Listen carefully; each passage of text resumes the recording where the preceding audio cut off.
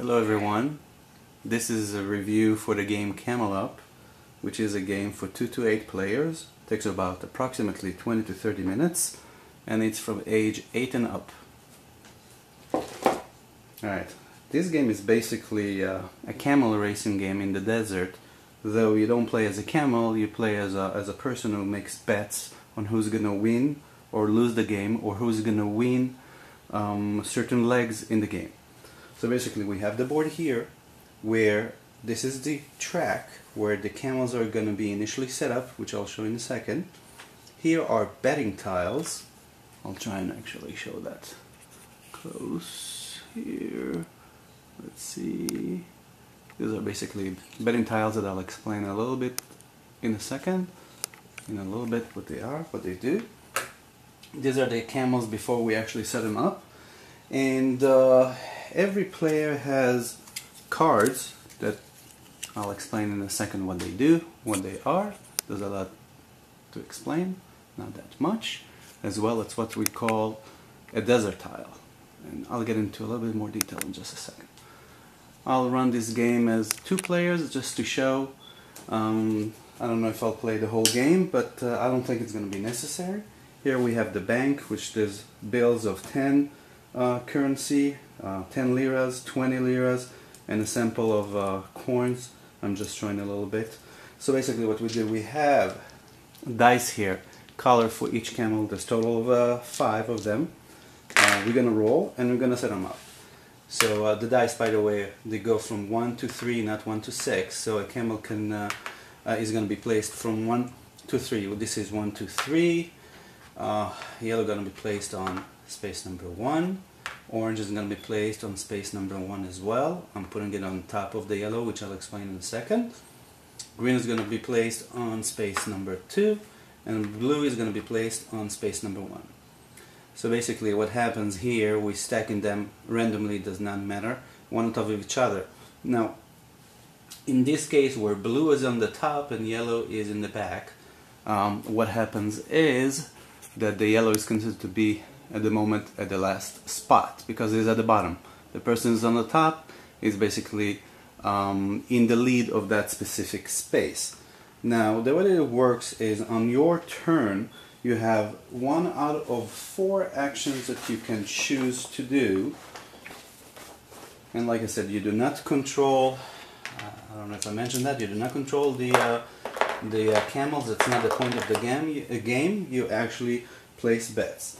So one of the first actions you can do on your turn, you actually advance a camel, or you can pick up a betting tile, or you can place a desert tile, and or you can at any time during the game as an action make a decision on who you think is going to win or lose the overall game. So basically I'm thinking if I'm playing one of the players, I'm thinking for example the white is in the lead, so I can make an assumption, hey, at the end of the leg the white is gonna win. Now end of the leg is as soon as all 5 camels advance once a leg is over, and then we basically compare, collect or pay to the bank according to bets we placed. So let me just explain. One of the first action I can do is collect a betting tile, and what that means is that, as you can see here, if I think the white is gonna win, as you can see, if he's in the first, gonna end up in the first spot in the leg. As you can see here, is marked up as white. I'm gonna receive 5 lira from the bank. If it's gonna end up in the second place, I'm gonna receive 1 lira. At any other spot, I'm gonna have to pay to the bank. Now, I do have an interest to pick the top one first, because the second one will pick up a tile. If they are also correct, they'll earn only 3 liras, and the third person will earn only 2. So we can do that at any time as one of our actions for any of the camels. There's no limit on how many tiles you can pick up, even although you can pick up only 1 per turn. So I'm gonna play as this player at the moment. I think, let's say, white is gonna be winning the leg. This second player, let's say he's not sure who's gonna win, but he's making an assumption, hey, maybe the green is gonna win, so he's gonna pick up this green tile. Now this player is saying to himself, okay, well, my second action, or any one of the other actions I can do, is actually advance one of the camels. I do not control which one, but the way that I do it is by picking up what we call a pyramid tile. Once we pick up a pyramid tile, we can actually cause a camel to progress. So I'm taking a pyramid tile, and then I shake the pyramid, and this pyramid has a certain action that once I roll it over, you can see the white is actually progressing 2 spots. So the white is moving 2 spots. Now, this guy says, there's a pretty good chance that the white is going to stay in the lead unless the green is going to get 3. So I'm going to make a bet that the white is going to win. So white is taking another tile. Now, what happens is basically we can keep on going like that.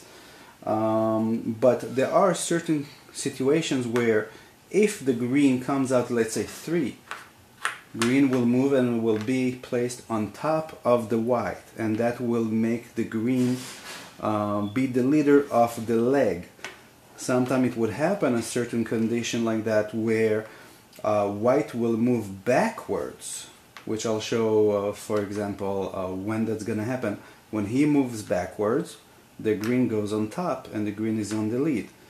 If it happens that a white tile, a white dice comes out and causes the white to move with another camel on top, the whole group is moving forward together. Even though the white moved, whoever is on the top is in the lead. In this case, if I get, let's say, an orange dice, then what will happen is that the orange will move with whomever is on the top. So that's basically the movement of the camels, how they move. Now let's imagine that all of the dice have been played, and this will trigger the end of the leg, which in that case we then checking to see who's on the lead. So the white here, as you can see, let me show you, the white is in second place, so that means that this player is earning 1 lira, and he receives 1 lira from the bank, and this tile goes back to where it belongs in a certain order. Also, anybody who collected a pyramid tile, those pyramid tiles return also to their spot. However, the person who picked up a pyramid tile receives 1 lira from the bank as well for that action. Now, a third action you can do is use what we call a desert tile. Let me see if I can focus on that for you. Okay, this desert tile basically has one side that says -1 and one side that says +1. As one of the actions, I can place it anywhere that I want on the board. Let's imagine, for example, it's going to be here. Let's pretend there's a condition like this. Okay? Let's put actually on the minus and I'll show. If it happens that a white die out of the pyramid rolls out as 2, the white one moves 2. Now, since it says -1 in here, the white one moves backwards. If there's a camel that has been in this space, the white goes underneath. Now, whoever owns this desert tile receives also 1 lira from the bank, just because somebody landed on this tile. Okay? Alternatively, I can actually place a plus, and whoever lands on top of here moves 1 forward. Now, the rule that applies to desert tile is any other player cannot place a desert tile adjacent to another desert tile. They can place it here, they can place it here, they can place it here, but not next to another one.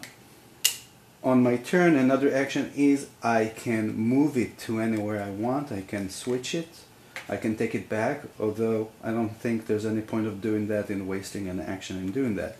At the end of the leg, once all dice have been taken out, each player retrieves back his desert tile and return all of their betting tiles as well as any pyramid tiles. The last action that a player can do is make a decision, place a secret bet on who they think is going to win or lose the entire game.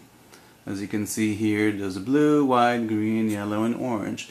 If at any time of the game I think that, let's say, the blue is going to win, I simply take that, turn it around, and place it in the winning spot. I can place on another turn, if I think that somebody else will win, on here again. Now I can decide and do this also on who I think is gonna lose the game, and I place them right here. Now the danger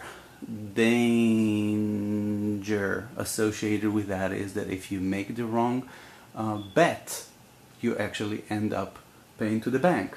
Let me just focus on the board again once more.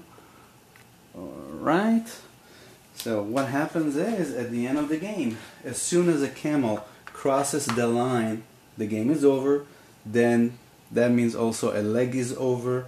You first count and see if you earn some money or pay to the bank according to the rules that I explained before, and then you move to see who is actually won the entire or placed the correct bet.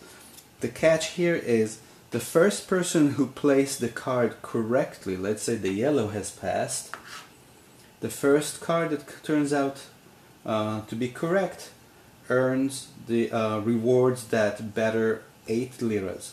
The second card who was correct of some other players rewards that player with 5 liras, and so on. However, if you ever placed an incorrect card of a camel that actually lost, you end up paying 1 lira to the bank. Same rule applies to the losing camel. Basically, if you bet on the correct losing camel, the first card that is correct receives 8, second 5, and so on. If you ever placed a card that is incorrect, which means that camel did not lose, did not end up last, you pay for each one of the cards that you placed in there 1 lira to the bank.